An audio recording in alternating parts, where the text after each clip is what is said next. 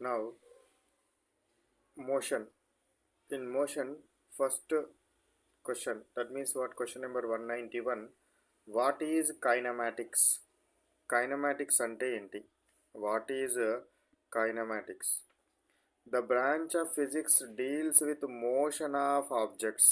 Motion of objects అంటే కదిలే కణాల గురించి, కదిలే పార్టికల్స్ గురించి, కదిలే వెహికల్స్ గురించి, కదిలే ఆబ్జెక్ట్స్ గురించి చర్చించే ఫిజిక్స్ పార్ట్ ఏదైతే ఉంటుందో ఆ పార్ట్ని ఏమనాలి? కైనమాటిక్స్ అనాలి. ఏమనాలి? ఆ పార్ట్ని కైనమాటిక్స్ అంటారు. ఓకేనా? Next question 192 question. What is mechanics? What is mechanics? Mechanics అంటే ఏంటి? The branch of physics deals with ordered motion. కైనమాటిక్స్లో ఏది ఆర్డరు డిసార్డర్ ఏదన్నా కానీ మోషన్ ఆఫ్ ద ఆబ్జెక్ట్ గురించి చెప్తుంది కైనమాటిక్స్. అదే ఒకవేళ ఆర్డర్డ్ మోషన్ గురించి కనుక చర్చించే ఫిజిక్స్ విభాగాన్ని ఏమంటారు? మెకానిక్స్ అంటారు. ఏమంటారు? మెకానిక్స్. మెకానిక్స్ అంటే ఏంది? The branch of physics deals with ordered motion. Ordered motion అంటే ఒక క్రమ పద్ధతిలో ప్రయాణించే వస్తువుల యొక్క చలనాలను గురించి చెప్పేదాన్ని ఏమంటారు? మెకానిక్స్ అనాలి. ఏమనాలి? మెకానిక్స్ అనాలి. నెక్స్ట్ 193 క్వశ్చన్ చూడండి. Why mechanics is called Newtonian mechanics? మరి మెకానిక్స్ని ఎందుకు న్యూటోనియన్ మెకానిక్స్ అంటారు అంటే, mechanics is based on Newton's laws of motion.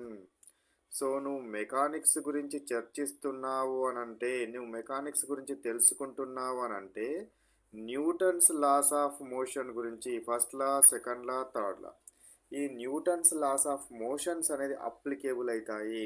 Newton's laws of motion అనేది దాన్ని బేస్డ్గా చేసుకునే మెకానిక్స్ యొక్క పార్ట్ మొత్తం ఉంటుంది. ఈ న్యూటన్ ఫస్ట్, సెకండ్, థర్డ్ లాస్ని బేస్గా చేసుకొని మొత్తం మెకానిక్స్ ఉంటుంది. కాబట్టి మెకానిక్స్ని ఏమంటారు? న్యూటోనియన్ మెకానిక్స్ అంటారు, లేదా న్యూటన్స్ మెకానిక్స్ అంటారు. మెకానిక్స్ని Newton's mechanics or Newtonian mechanics అని అనడము జరుగుతుంది. 194 క్వశ్చన్ చూడండి.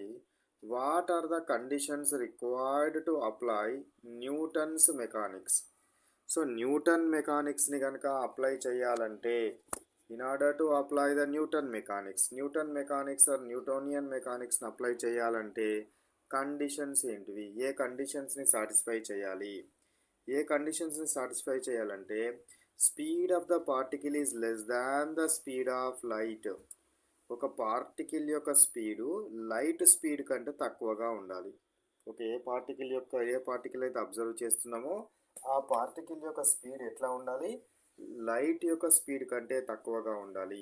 అదేవిధంగా మాస్ ఆఫ్ ద పార్టికల్, మనం ఏదైతే పార్టికల్ని అబ్జర్వ్ చేస్తున్నామో అది compulsory mass of the atom కంటే పెద్దగా ఉండాలి.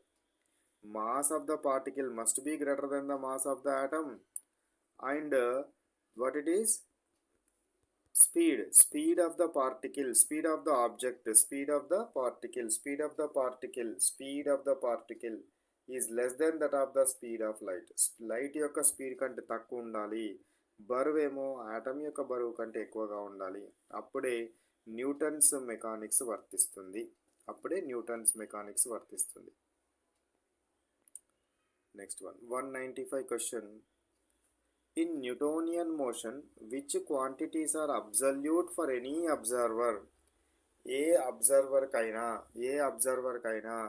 నువ్వు న్యూటోనియన్ మెకానిక్స్లో ఎవ్వి అబ్జల్యూట్ క్వాంటిటీస్ అంటే వేరే వాటి మీద డిపెండ్ కావు. మనం వీటి గురించి చెప్పాలి అని అంటే ఇంకొక అంశాన్ని బేస్గా చేసుకొని చెప్తేనేమో అది రిలేటివ్ అంటారు. ఇంకొక దాన్ని బేస్గా చేసుకొని చెప్తేనేమో దాన్ని ఏమంటారు? రిలేటివ్ అంటారు. నువ్వు పొట్టిగున్నావా పొడుగున్నావా అన్నారనుకోండి, నువ్వు పొడుగున్నావు అని అంటే ఇంకోరు పొట్టేళ్ళని రిలేటివ్ చేసుకున్నట్టు అర్థం. వీళ్ళని బేస్గా చేసుకుంటేనే నువ్వు పొడుగా ఉన్నావు అని అర్థం. అట్లా చెప్తే దాన్ని ఏమనాలి? రిలేటివ్ అనాలి. అట్లా కాకుండా దేనితోటి సంబంధం లేకుండా చెప్తే దాన్ని అబ్సల్యూట్ అనాలి. ఏమనాలి? అబ్సల్యూట్ అనాలి.